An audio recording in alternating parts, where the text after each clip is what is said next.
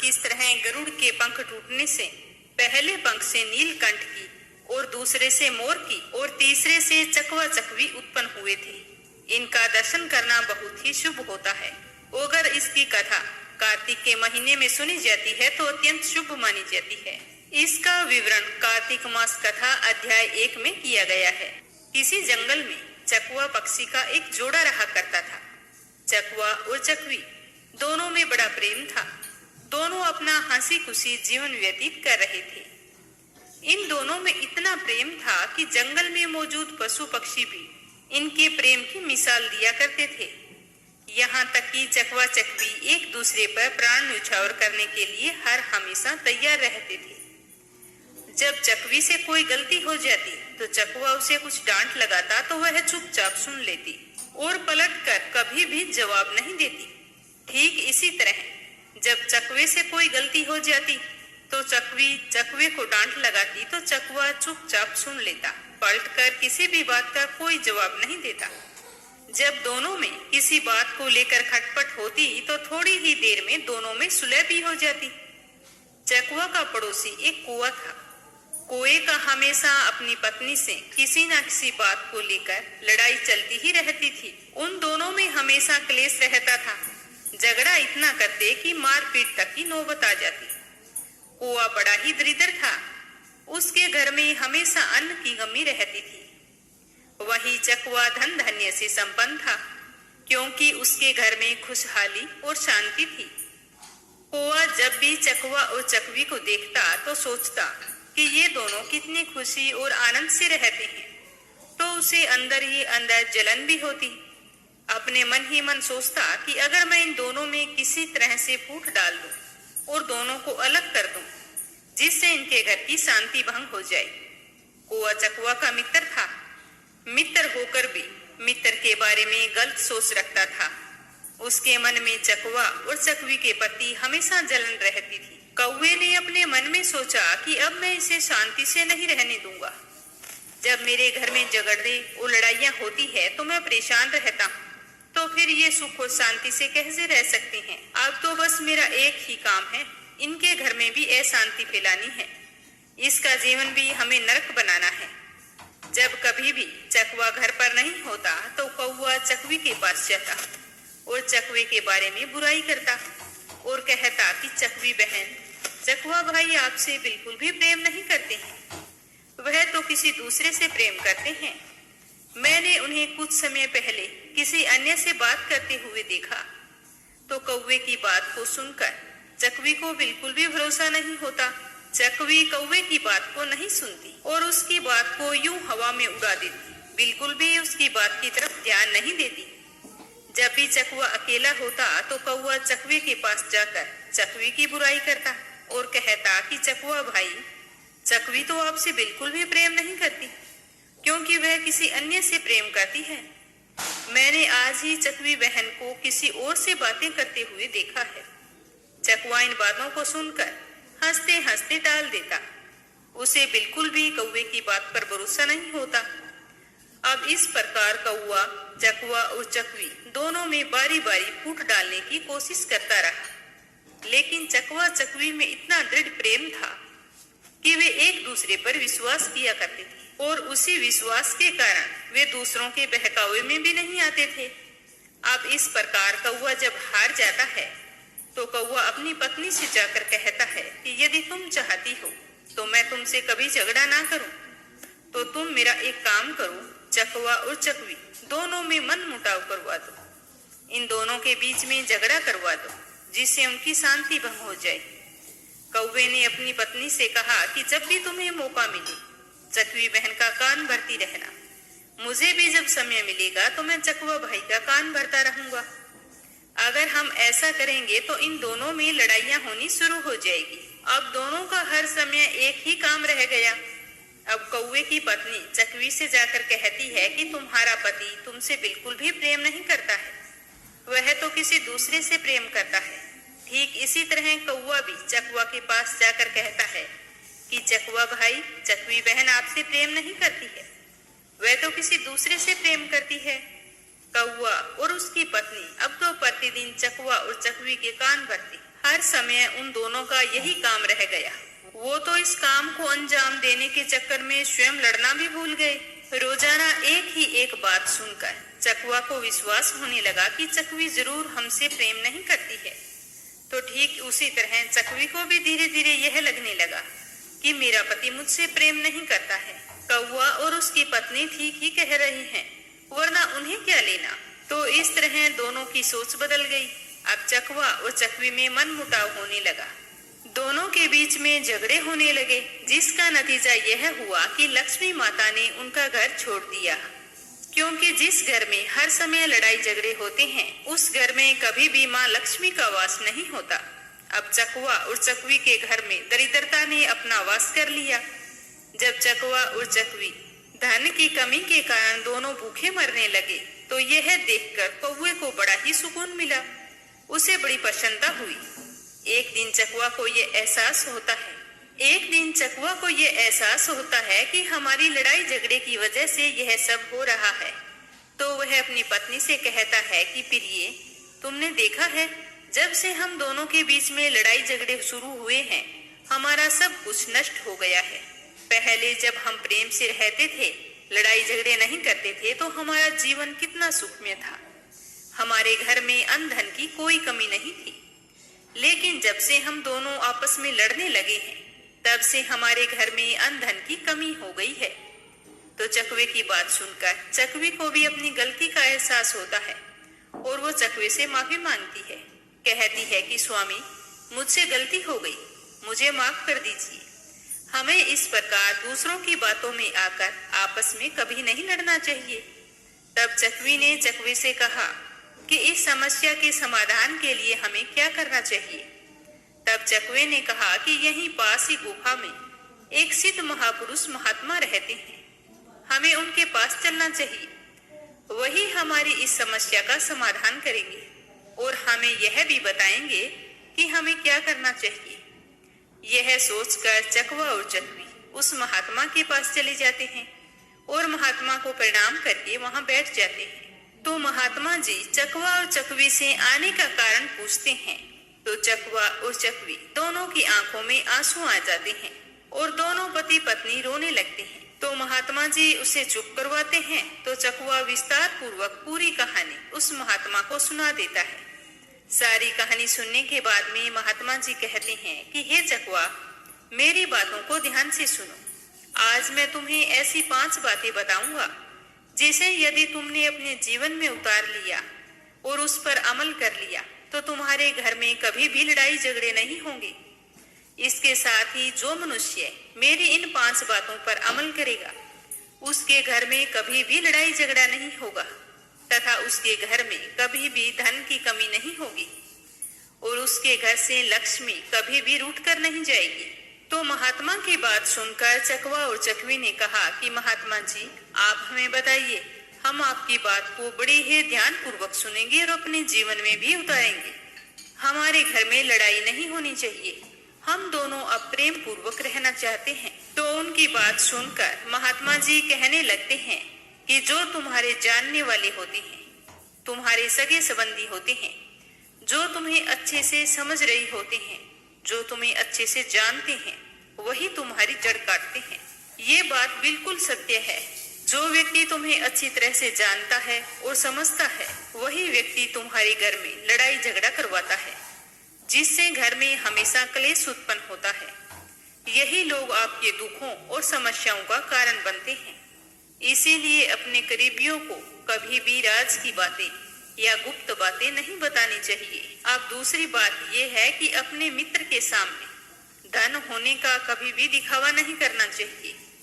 अपने मित्र के सामने अपनी बड़ाई और दिखावा करोगे कि मैं बहुत ही धनवान हूँ, तो वो मित्र आपके बारे में गलत धारणा बना लेगा और आपसे घृणा करने लगेगा तथा आपसे दूर रहने लगेगा।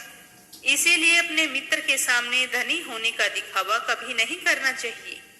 और तीसरी बात यह है कि अन्य यानी कि किसी दूसरे के कहने पर कभी भी विश्वास नहीं करना चाहिए। जब तक कि स्वयं अपनी आंखों से ना देख लो, तब तक आपको उनकी बातों पर बिल्कुल भी विश्वास नहीं करना चाहिए।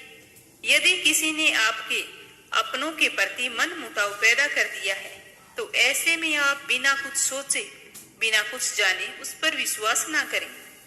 कही हुई बातें और सुनी सुनाई बातों में कभी नहीं आना चाहिए। और चौथी बात यह है कि हमें कभी भी अपनों पर शक नहीं करना चाहिए। यदि आप अपनों पर शक करेंगे तो आप विनाश के कगार पर पहुंच जाएंगे। पति पत्नी, माता पिता, पिता पुत्र, इन्हें आपस में किसी के ऊपर शक नहीं करना चाहिए। आप गैरों पर शक कर सकते हैं, लेकिन अपनों पर कभी भी शक ना करें। कभी भी किसी के बिना बुलाए समारोह और उत्सव में नहीं जाना चाहिए, क्योंकि यदि आप बिना बुलाए किसी समारोह या उत्सव में जाते हैं तो आपके सम्मान को ठेस पहुंच सकती है, जिससे आपके मान सम्मान में कमी आ सकती है। इसीलिए बिना बुलाए कहीं भी नहीं जाना चाहिए। तो ये थी चकवा और चकवी की कहानी। अब अगली कहानी सुनेंगे भगवान श्री कृष्ण की। यह कहानी एक मोर की है। वह प्यारा सा मोर भगवान श्री कृष्ण का परम भक्त था। उस मोर को भगवान की भक्ति में ही लीन रहना बहुत ही अच्छा लगता था। एक दिन वह मोर उड़ता हुआ गोकुल पहुंच गया और जाकर श्री कृष्ण के घर के बाहर खड़ा हो गया। वह मोर श्री कृष्ण जी की एक झलक पाना चाहता था। वह श्री कृष्ण जी का आशीर्वाद भी पाना चाहता था। प्रत्येक दिन कृष्ण कन्हैया के घर के आगे जाता और एक ही भजन गाता, मेरा कोई न सहारा बिना तेरे, गोपाल सांवरिया मेरे, माँ बाप सांवरिया मेरे। अब तो हर दिन उसकी यह आदत बन गई थी, उसको कान्हा के घर के आगे जाकर बैठना। भगवान कृष्ण सारा दिन घर से बाहर आना जाना करते, लेकिन पता नहीं क्या हो जाता था कि वो मोर को नहीं देख पाते। मोर हर दिन भजन गाता, लेकिन श्री कृष्ण मानो जैसे उसके भजन को अनदेखा कर देते थे। अब तो वह मोर बहुत ही दुखी रहने लगा था। हमेशा वह यही सोचता रहता कि प्रभु मुझको अनदेखा क्यों कर रहे हैं। मैंने ऐसी कौन सी गलती कर दी है जिसके कारण भगवान मुझसे नाराज हैं। ऐसा करते करते पूरा 1 साल बीत गया, लेकिन अब भी श्री कृष्ण ने मोर के भजन पर कोई प्रतिक्रिया व्यक्त नहीं की थी। आखिर एक दिन मोर थक हार कर जोर जोर से रोने लगा। उसकी सिसकती हुई आवाज को किसी ने नहीं सुना। तभी वहां से एक मैना गुजर रही थी, तो उसने देखा कि मोर तो जोरों से रो रहा था। तो वह मोर के पास गई और पूछा कि क्या हुआ भाई, तुम रो क्यों रहे हो? तो मोर ने कहा कि मैं क्या बताऊं बहन, मैं तो बहुत ही दुखी हो गया हूँ। आज मुझे पूरा 1 साल हो गया है यहाँ आते हुए, लेकिन कृष्ण कन्हैया ने एक बार भी पलटकर मेरी तरफ नहीं देखा। पता नहीं मैंने ऐसी कौन सी गलती कर दी। तो मैना बोली, भाई तुमने कोई गलती नहीं की। मुझे पता है कि तुम दुखी हो। मुझे लगता है कि तुम्हारे दुख को राधा रानी ही दूर कर सकती है। तो चलो मैं तुम्हें राधा रानी के घर बरसाना ले चलती हूँ। फिर वह मोर और मैना बरसाना की ओर निकल पड़े। बरसाना पहुंचकर मोर और मैना राधा रानी के घर पहुँचे। मोर ने बरसाना में आकर भी कृष्ण जी के लिए भजन गाया, जबकि मैना ने राधा जी के लिए श्री राधे राधे राधे राधे बरसाने वाली राधे राधे यह भजन गाया। जैसे ही राधा जी ने कृष्ण जी का भजन सुना तो वह भागी हुई बाहर चली आई और राधा जी ने मोर को अपने हाथों में उठा लिया। राधा जी मोर को सहलाते हुए प्यार करने लगी। फिर राधा रानी ने पूछा कि मोर, तुमने बहुत प्यारा भजन गाया है, तुम कहाँ रहते हो? मेरे घर के आगे आकर गाने का क्या मतलब है, मुझे बताओ। तो मोर बोला कि राधा रानी, मैं कृष्ण जी का भक्त हूँ।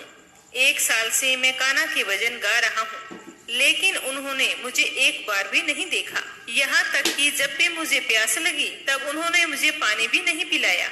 ऐसा कहते हुए मोर फिर से जोरों से रोने लगा। तो राधा रानी ने कहा कि प्यारे मोर, तुम रो मत। अगर तुम्हें श्री कृष्ण का आशीर्वाद चाहिए तो तुम ऐसा करो कि तुम श्री कृष्ण के भजन की जगह राधा रानी का भजन गाकर देखो। हो सकता है कि सुनकर श्री कृष्ण जी खुद ही चलकर तुम्हारे पास आ जाए। मोर और मैना ने राधा रानी की बात को एकदम सही माना और फिर से दोबारा गोकुल की ओर उड़ चले। तो गोकुल पहुंचते ही मोर ने फिर से श्री कृष्ण जी के घर की ओर रुख किया, लेकिन इस बार कृष्ण जी का भजन गाने की जगह मोर ने राधा रानी का भजन गाया, श्री राधे राधे बरसाने वाली राधे राधे। जैसे ही राधा रानी के नाम का भजन श्री कृष्ण के कानों में पड़ा तो श्री कृष्ण भगवान बाहर की ओर दौड़े चले आए और बाहर आते ही उन्होंने मोर को अपने हाथ में उठाया और प्यार से पूछा, प्यारे मोर, तुम कहाँ से आए हो? क्या तुम बरसाना गांव से आए हो जो राधा रानी का इतना प्यारा भजन गा रहे हो? तो मोर ने कहा कि हे भगवान, मैं तो गोकुल गांव से ही हूँ। पिछले 1 साल से आपके यहाँ आ रहा हूँ और मैं पिछले 1 साल से आपके यहाँ आपके नाम का भजन भी गा रहा हूँ, लेकिन आपने मेरी तरफ एक बार देखा तक नहीं। ये तो छोड़ो, आपने मुझे कभी पानी भी नहीं पिलाया। तो श्री कृष्ण भगवान ने कहा कि प्रिय मोर, तुम्हारी बात एकदम सही है। मैंने तुम्हें पानी तक का भी नहीं पूछा और इसके लिए मैं पाप का भागीदार हूँ, लेकिन तुम पुण्य आत्मा हो। तुमने सबसे बड़ा पुण्य का काम यह किया है कि तुमने राधा रानी का नाम लिया है। इसी पुण्य काम के लिए आज से हमेशा के लिए तुम मेरे दिल में बस गए हो। आज से तुम्हारा स्थान मेरे सिर पर होगा। यह कहकर कृष्ण कन्हैया ने मोर का गिरा हुआ एक पंख उठाया और उसे अपने मुकुट पर सजा लिया। बस उसी दिन से लेकर आज तक कृष्ण कन्हैया के माथे पर सदैव मोर पंख विराजमान रहता है और सभी मोर पंख को बहुत ही पवित्र मानते हैं। तो आइए अब एक कहानी सुनते हैं तुलसी माता की। एक ब्राह्मण था, वह सुबह सवेरे स्नान करके मंदिर जाता था। प्रतिदिन वहां पर तुलसी माता की पूजा करता था और तुलसी माता से यही प्रार्थना करता कि तुलसी महारानी, मेरे भी यहाँ आनंद मंगल करना। बस इस तरह से कहकर वह पूजा करके वापस लौट आता। इस तरह पूजा करते करते ब्राह्मण को कई साल बीत गए। तो तुलसी माता ने सोचा कि यह ब्राह्मण तो बहुत ही सीधा है और गरीब भी है, मेरी प्रतिदिन पूजा करता है और मुझे कहता है कि मेरे घर कुछ आनंद मंगल करना, तो मुझे कुछ न कुछ करना चाहिए। तो एक दिन तुलसी महारानी एक कन्या का रूप धारण करके वहां पर बैठ गई। जैसे ही सुबह सुबह ब्राह्मण देवता पूजा पाठ करने के लिए आए और तुलसी माता की पूजा करके अपने घर को जाने लगे, तो वह बोली कि बाबा, मैं भी तुम्हारे साथ चलना चाहती हूँ। तो ब्राह्मण ने सोचा कि 6 लड़कियां तो मेरे पहले से हैं और 7 लड़कियों का मैं पालन पोषण कैसे करूंगा, लड़कियों की शादी कैसे कराऊंगा, मेरे पास तो कुछ भी नहीं है। यह सोचकर उसने उस लड़की से कुछ नहीं कहा और चुपचाप अपने घर लौट आया। दूसरे दिन जब ब्राह्मण फिर से मंदिर गया तो वह कन्या वहीं पर बैठी हुई मिली और ब्राह्मण पूजा करके आने लगा। तो वह बोली कि बाबा, मैं भी आपके साथ चलूं। तो वह ब्राह्मण कुछ भी नहीं बोला और सीधा अपने घर आ गया। लेकिन मन ही मन सोच सोच कर वह दुखी रहने लगा। चिंता के कारण उसका खाना पीना बिल्कुल ही कम हो गया। तो एक दिन उसकी पत्नी ने कहा कि स्वामी, क्या बात है, आजकल बहुत दुखी दुखी दिखाई देते हो, क्या सोचते रहते हो? तो वह ब्राह्मण अपनी पत्नी से बोला कि मैं मंदिर जाता हूँ, तो वहाँ पर एक छोटी सी सुंदर सी कन्या बैठी है और वो कहती है कि बाबा, मैं भी आपके साथ चलूं। तो मैं उसे क्या जवाब दूं? मेरे पास तो कुछ भी नहीं है। तुम्हें तो पता है कि हम कितने गरीब हैं। 6 बेटियों का पालन पोषण तो हमसे होता नहीं है, तो 7वीं का कहाँ से करेंगे? मैं तो यही सोच सोच कर बहुत ही दुखी रहता हूँ कि उसे क्या जवाब दूं। अब तो मेरा मंदिर जाने से भी जी घबराता है। तो ब्राह्मण की बात सुनकर उसकी पत्नी बोली कि अरे, इसमें परेशान होने की क्या बात है, आ रही है तो आने दो। कल जब तुम मंदिर जाओ तो उस लड़की को अपने साथ ले आना, वो भी तो हमारी बेटी है। तो ब्राह्मण बोला कि भाग्यवान, हमें 6 बेटियों की शादी करनी है, तो 7वीं की शादी कहाँ से करवाएंगे? हम इतने गरीब हैं, हमारे पास खाने के लिए अनाज नहीं है, तो शादी कैसे करवाएंगे? तो ब्राह्मणी ने कहा कि ये कोई बात नहीं हुई, जब हम अपनी 6 बेटियों की शादी करवाएंगे तो वहीं 7वीं की भी करवा देंगे। अगर उसने हमारे घर जन्म लिया होता तो क्या हम उसे घर से निकाल देते? तुम मेरी बात मानो और कल उसे अपने साथ ले आना, मैं इंतजार कर रही हूँ। तो दूसरे दिन सुबह सवेरे स्नान करके जब ब्राह्मण मंदिर को गया और पूजा पाठ करके लौटने लगा तो उस कन्या ने कहा कि बाबा, मैं आपके साथ चलूं? तो ब्राह्मण बोला कि हाँ बेटा, चल।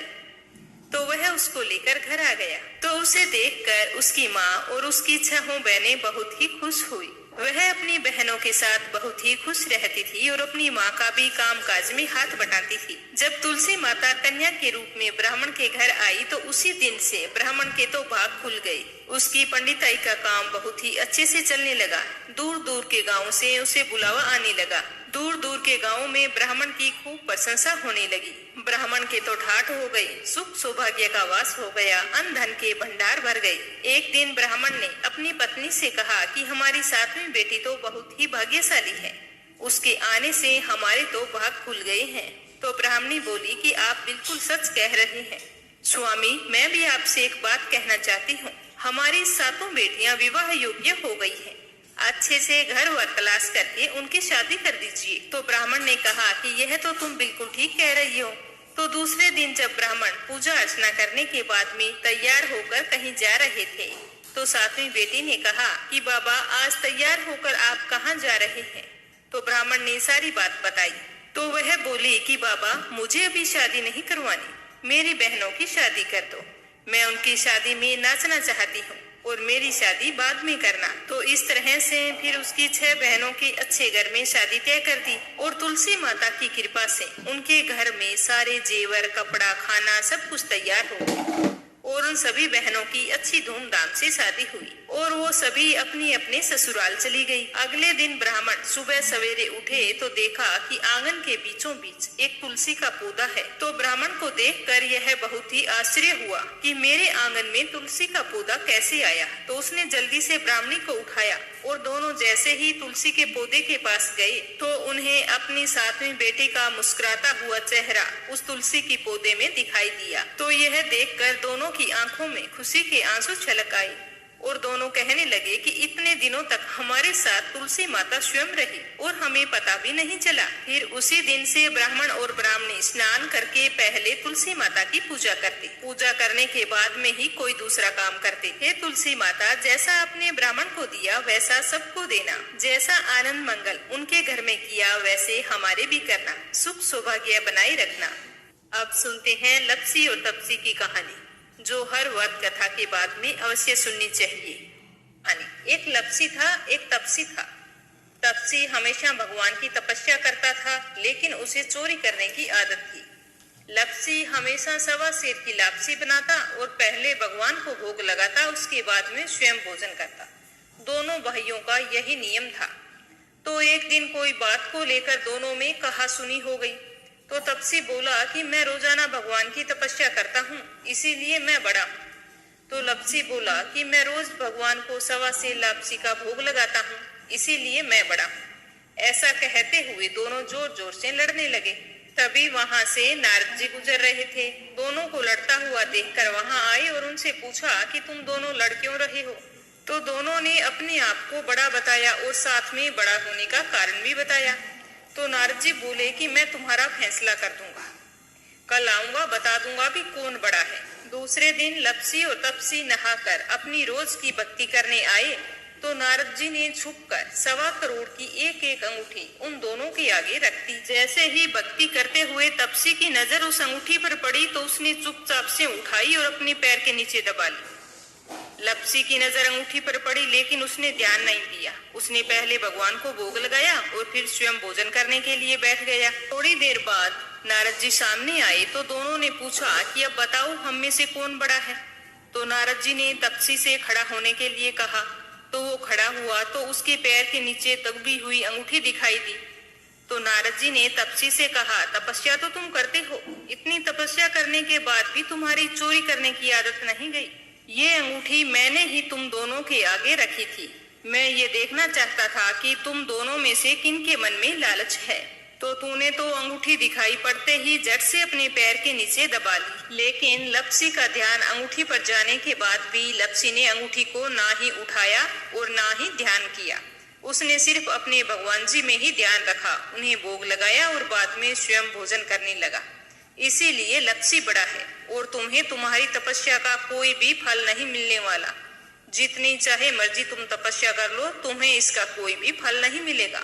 तो तपसी को यह सुनकर बहुत ही दुख हुआ और वह शर्मिंदा होकर नारद जी से माफी मांगने लगा और कहने लगा कि आज तक की मेरी गलती माफ करो और मुझे बताओ कि मुझे मेरी तपस्या का फल कैसे मिलेगा। आज के बाद कभी भी मैं चोरी नहीं करूंगा। तो नारद जी ने कहा कि यदि कोई गाय और कुत्ते की रोटी नहीं बनाएगा तो उसका फल तुझे मिलेगा। यदि कोई आदमी ब्राह्मण को भोजन करवाकर उसे दक्षिणा नहीं देगा तो उसका फल भी तुझे ही मिलेगा। अगर किसी को सूट, तीवल, साड़ी अगर हम देते हैं, उसके ऊपर अगर भेंट स्वरूप कुछ रुपए नहीं देंगे तो उसका फल भी तुझे ही मिलेगा। अगर कोई व्यक्ति दिए से दिया जलाएगा तो उसका फल भी तुझे ही मिलेगा। अगर कोई औरत आंगन लीपकर चौका नहीं लीपेगी तो उसका फल भी तुझे ही मिलेगा। यदि कोई व्रत कथा में सारी कहानी सुन ले लेकिन तुम्हारी कहानी ना सुने तो उसका फल भी तुझे ही मिलेगा। उसी दिन से हर व्रत कथा और कहानी के साथ लपसी तपसी की कहानी कही और सुनी जाती है। भगवान श्री हरि विष्णु आपकी सारी मनोकामनाएं पूरी करे। जय श्री कृष्णा। राधे राधे।